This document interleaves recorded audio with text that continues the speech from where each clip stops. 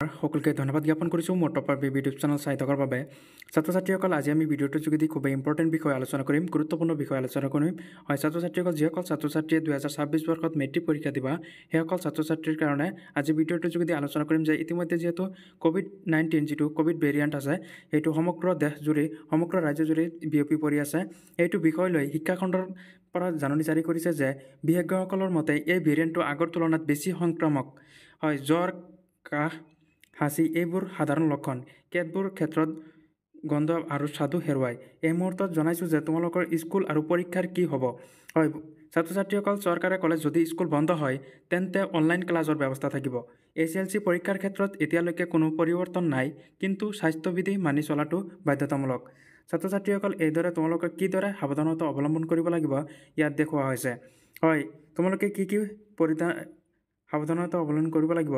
Mask পৰিধান কৰক, নিয়মিত হাত ধুব লাগিব, সৰ্বসাধাৰণ স্থানত দূৰত্ব বজাই ৰাখিব লাগিব, অনাৱশ্যক ভিৰত যোৱাৰ পৰা বিৰত থাকিব লাগিব।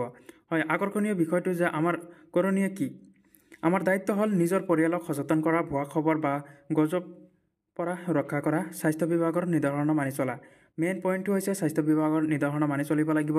হয়, যোৱাবাৰ নহয়, তোমালোকৰ ধৰা 2020-21 যিসকল ছাত্ৰ ছাত্ৰীয়ে মেট্ৰিক পাছ কৰিছে, সেইসকল ছাত্ৰ ছাত্ৰীৰ এক্সাম বাতিল কৰি দিছিলে COVID-19 কাৰণে। COVID-19 কাৰণে সিহঁতৰ পৰীক্ষা বাতিল আছিলে আৰু সিহঁতক এনেই পাছ কৰাই দিছিলে এক্সাম নোলোৱাকৈ। ছাত্ৰ ছাত্ৰীসকল, তোমালোকে এইবিলাক বিষয় লৈ ভাবি থাকিব নালাগে।